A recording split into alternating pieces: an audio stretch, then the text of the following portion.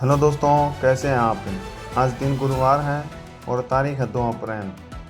दोस्तों, आज 2 अप्रैल को हनुमान जयंती है। आप सभी को हनुमान जयंती की हार्दिक शुभकामनाएं।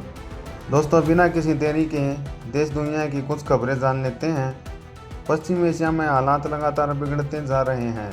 बहरीन में अमेजन के सर्वर रूम पर ईरानी मिसाइल गिरने से इंटरनेट सेवाएं ठप हो गई हैं, जिससे पूरे इलाके में अफरा तफरी मच गई है।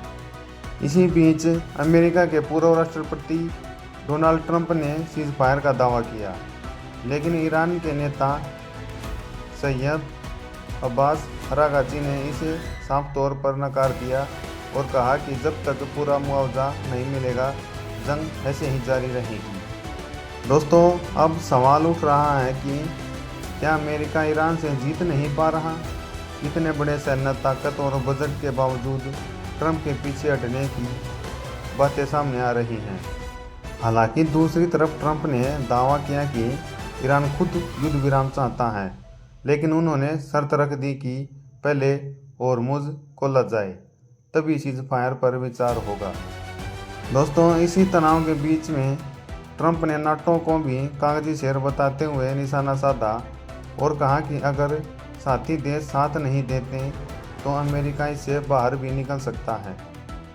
वहीं ईरान ने कुछ नरमी दिखाते हुए बांग्लादेश के 6 ईंधन जहाज़ों को होर्मुज से गुजरने की अनुमति दे दी है, लेकिन साथ ही अमेरिका को चेतावनी भी दी है कि रास्ता खुला रहेगा, मगर अमेरिका के लिए खुला नहीं रहेगा। दूसरी तरफ क्षेत्रीय तनाव और बढ़ गया है। पाकिस्तान और अफगानिस्तान के बीच संघर्ष के बाद अब दोनों देश बातचीत की कोशिश कर रहे हैं, जिसमें चीन मध्यस्थता कर रहा है। दोस्तों, ईरान युद्ध को लेकर अमेरिका को एक और झटका तब लगा जब यूनाइटेड किंगडम ने कहा कि यह उसकी जंग नहीं है और उसने दूरी बना ली। साथ ही होर्मुज को लेकर 35 देशों की बड़ी बैठक भी बुलाई गई है। तो रिपोर्ट के मुताबिक यूएई भी इस जंग में शामिल हो सकता है और अमेरिका की मदद कर सकता है, जिससे हालात और ज़्यादा गंभीर हो सकते हैं। इसी बीच एशिया में भी हलचल बढ़ गई है। जापान ने चीन तक मार करने वाली मिसाइलें तैनात कर दी हैं, जिससे क्षेत्र में तनाव और बढ़ गया है। वहीं ईरान के अंदर भी हालात सामान्य नहीं हैं। IRGC ने पूरा कंट्रोल अपने हाथ में ले लिया और सरकार के अंदर टकराव भी खबरें सामने आ रही हैं, जिससे स्थिति और जटिल हो गई है। और दोस्तों, पश्चिम एशिया में बढ़ते तनाव का असर अब सीधे भारत पर दिखने लगा है। इसी वजह से भारत ने नया रास्ता अपनाते हुए अफ्रीका और रूस से कच्चा तेल मंगवाना शुरू कर दिया है, ताकि खाड़ी संकट का असर कम हो सके। इसी स्थिति को देखते हुए प्रधानमंत्री नरेंद्र मोदी ने सुरक्षा मामलों की कैबिनेट कमेटी की बैठक की, जिसमें LPG, पेट्रोल, डीजल और जरूरी सामानों की उपलब्धता पर चर्चा हुई। खाड़ी में तनाव बढ़ने से LPG और कमर्शियल सिलेंडर महंगे हो गए हैं, जिससे रेस्टोरेंट्स ने खाने के दाम भी बढ़ा दिए हैं। और दोस्तों, इंडिगो की फ़्लाइट भी महंगी हो गई है। इंडिगो की घरेलू उड़ानें 950 रुपये और इंटरनेशनल उड़ानें 10,000 तक महंगी हो गई हैं। 18 दिनों में दूसरी बार किराया बढ़ा है। फ्यूल महंगा होने से एक्स्ट्रा चार्ज लगेगा। दोस्तों, वैश्विक संकट का असर उद्योगों पर भी पड़ रहा है। छत्तीसगढ़ की स्टील इंडस्ट्री में निर्यात घटने से रोजगार का संकट खड़ा हो गया है। तो ये थी दोस्तों कुछ ईरान इजराइल जंग से जुड़ी कुछ खबरें। हम दोस्तों देश के अंदर की कुछ खबरों के बारे में जान लेते हैं।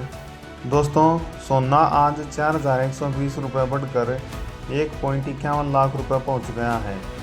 इस साल कीमतों में 18,000 का इजाफा हुआ है और चांदी 9,701 रुपये महंगी होकर 2.40 लाख रुपये किलो हो गई है। दोस्तों, वहीं सेंसेक्स 1187 अंक बढ़कर 73,134 पर बंद हो गया। निफ्टी में 348 पॉइंट्स की तेजी। बैंकिंग, मीडिया और मेटल शेयर्स में ज़्यादा खरीदारी हुई है दोस्तों। और दोस्तों, पश्चिम एशिया संकट के चलते भारत ने चुना नया रास्ता। अफ्रीका रूस से मंगवाए कच्चे तेल से लदे जहाज। अगली खबर है, अरुणाचल में चीन से लगते बॉर्डर के निकट राजमार्ग में घोटाला। अफसरों ने किया 44.98 करोड़ रुपए का गबन। और दोस्तों, बजट सत्र का समय बढ़ा सकती है सरकार। लोकसभा सीटों के लिए परिसीमन पर होगी चर्चा। और दोस्तों, सुरक्षा को लेकर एक बड़ी अपडेट सामने आई है। चंडीगढ़ में पंजाब बीजेपी मुख्यालय के बाहर धमाका हुआ है और वहां मची अफरा तफरी। और दोस्तों, सुप्रीम कोर्ट ने केंद्र सरकार को बताया सबसे बड़ा मुकदमेबाज, ठोका 25,000 का जुर्माना।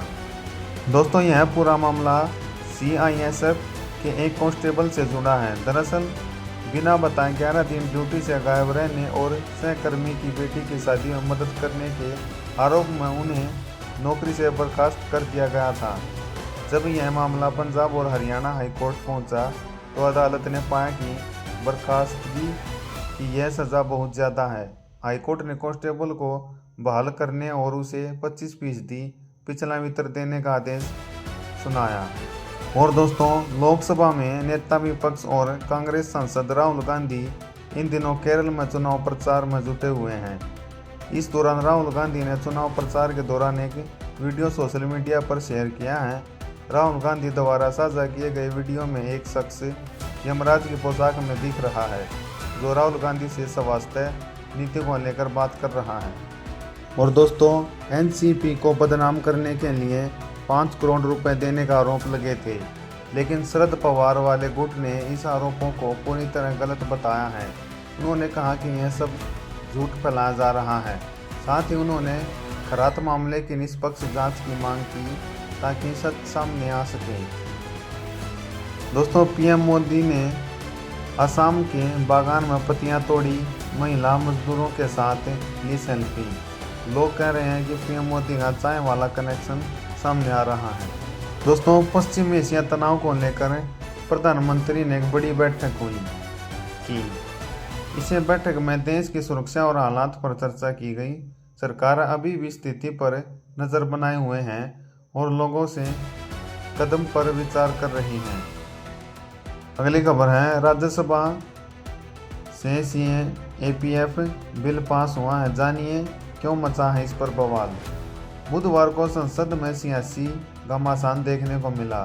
दरअसल राज्यसभा में केंद्रीय सशस्त्र पुलिस बल विधेयक 2026 को ध्वनि मत से पारित कर दिया गया है। इसके बाद विपक्ष ने बिल को आनन फानन में पास करने का आरोप लगाया है। विपक्षी सांसदों ने नारेबाजी की और सदन से वॉकआउट भी कर दिया। तो बिल में ऐसा क्या है खास?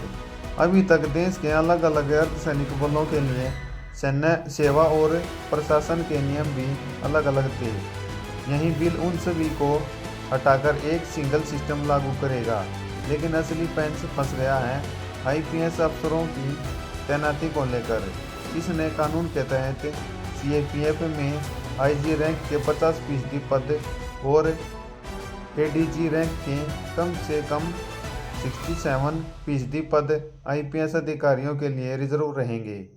दोस्तों, अगली खबर है, पश्चिम बंगाल में SIR लिस्ट से 346 लोगों के नाम हटा दिए गए हैं, जिनमें मीर जाफर के वंशज भी बताए जा रहे हैं। इसको लेकर सवाल उठ रहे हैं कि क्या प्रशासन ने सही तरीके से जांच की या नहीं। लोग प्रक्रिया की पारदर्शिता पर सवाल उठा रहे हैं। दोस्तों, कोलकाता में कांग्रेस दफ्तर पर बवाल हो गया। टिकट बंटवारे को लेकर भिड़े कार्यकर्ता, एक शख्स तो घायल भी हो गया है। अगली खबर है, हमेशा अपने बयानों को लेकर सुर्खियों में रहने वाला भारतीय जनता पार्टी का सांसद निशिकांत दुबे ने बीते हफ्ते ओडिशा के पूर्व CM बीजू पटनायक को लेकर कुछ ऐसा कह दिया था जिस पर खास विवाद हुआ। अब निशिकांत दुबे ने अपने बयान पर माफ़ी मांगी है। निशिकांत दुबे ने सोशल मीडिया पर साझा एक पोस्ट में बताया कि उनके बयानों का गलत मतलब निकाला गया और ये उनके व्यक्तित्व विचार थे। दोस्तों, डिजिटल जनगणना का आगाज हो गया है। राष्ट्रपति और प्रधानमंत्री ने स्वयं जनगणना प्रक्रिया में लिया हिस्सा। अब आप घर बैठे कर सकते हैं पंजीकरण। और दोस्तों एक बड़ी खबर है, टेक कंपनी ओरेकल ने 30,000 कर्मचारी निकाल दिए। इनमें 12,000 भारतीय थे। सुबह मेल कर लिखा, आज लास्ट वर्किंग डे है। दोस्तों अगली खबर है, एक कैप्टन बाबा नाम का व्यक्ति खुद को भगवान शिव का अवतार बताकर महिलाओं को बहलाकर उनके साथ संबंध बनाता है। दोस्तों जांच एजेंसी को इस मामले पर गंभीर शक है। कैप्टन बाबा के 58 अश्लील वीडियो सामने आए और 150 विक्टिम सामने आए हैं। जांच एजेंसियां इसकी जांच पड़ताल कर रही हैं। दोस्तों ऐसे बाबाओं को कड़ी से कड़ी सजा होनी चाहिए। अगली खबर मौसम से जुड़ी है। हरियाणा के 7 जिलों में गेहूं सरसों की फसल बर्बाद हो चुकी है और ओले गिरने से 100 से ज़्यादा गाँव में नुकसान हो चुका है। 2 दिन बाद फिर अलर्ट जारी किया गया है। दोस्तों अगली खबर है, आंध्र प्रदेश के अमरावती को राजधानी बनाने वाला बिल पास हो गया है। इसी दौरान लोकसभा में विदेशी चंदा FCRA से जुड़े बिल पर जोरदार हंगामा हुआ। विपक्ष ने इसका विरोध करते हुए FCRA बिल वापस लो के नारे लगाए। अगली खबर है, नरेंद्र मोदी ने कांग्रेस पर निशाना साधते हुए कहा कि उनके नेता लगातार चुनाव हार रहे हैं और आगे भी हार जारी रहेगी। वहीं ममता बनर्जी ने बीजेपी पर आरोप लगाए कि वह लोगों का पैसा लूट रही है और झूठे दावे कर रही है। अगली खबर है, बंगाल में SIR लिस्ट को लेकर 60 लाख में से 47 लाख आपत्तियों का निपटारा हो चुका है। सुप्रीम कोर्ट ने कहा कि बाकी सभी मामलों को 7 अप्रैल तक पूरा किया जाए। साथ ही कोर्ट ने यह भी कहा कि जिन लोगों के नाम गलत तरीके से जोड़े या हटाए गए हैं उन्हें ट्रिब्यूनल भी किया जाए। दोस्तों अगली खबर है, अनिल अंबानी के खिलाफ CBI ने नया केस दर्ज किया है। उन पर आरोप है कि उन्होंने गलत जानकारी देकर LIC से करीब 3,750 करोड़ रुपए का निवेश करवाया।